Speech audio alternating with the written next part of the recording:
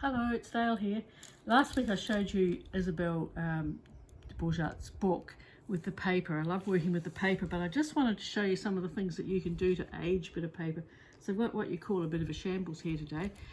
But I've been working with, like, one thing is tissue paper and tissue text. Can you see the difference? That's tissue paper. Tissue paper is really just recycled rubbish, but tissue text is fibrous.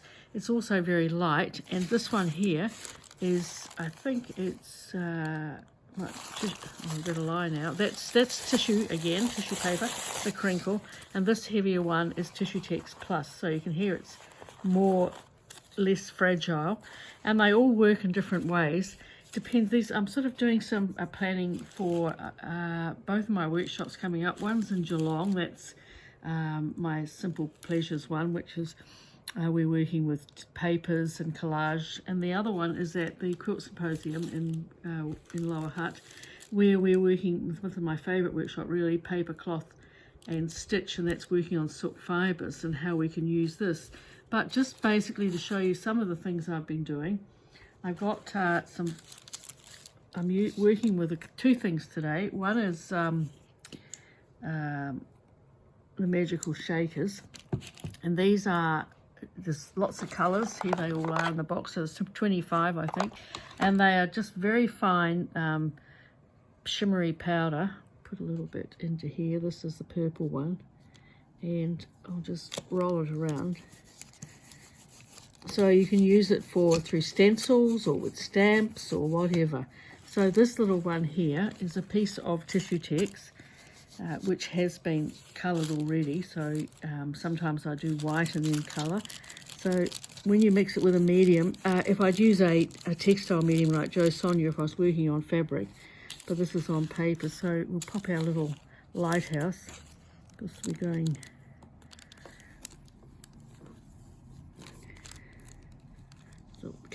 Some of it hasn't quite come out, but look, that one's better.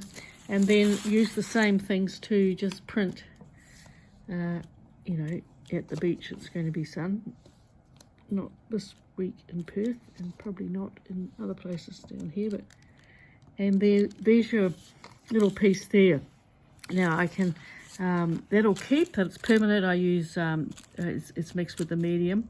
Or I can stamp on it with something like Stays-On or one of the stamping, which is what I've done here on this one. So that's already there. Well, first of all, I'll just put that, and I could work that into my silk fibres, or I could tear it into a collage and add other things, but it's how easy it is to put something down. If you've got a stencil or something you've cut, or a stamp that you've made, that's even better probably. And this is another one that I did here, and just to put a bit of colour, I've got a bit of a mess because I've got other things on here, but this is Moonshadow Mists, and they are, as you know, I've talked about them all the time, walnut ink with mica in them. So the mica is going to come out. I'll wet it a little bit more with this. And then you can use it, I'm working on a piece of baking paper, and we can use it to put some colour and age our paper. It's just so many things you can use. It depends on what you've got, but of course I'm just using what I've got. And then let it dry, so you've got an aged paper. Now that'll work really well into the silk fibres.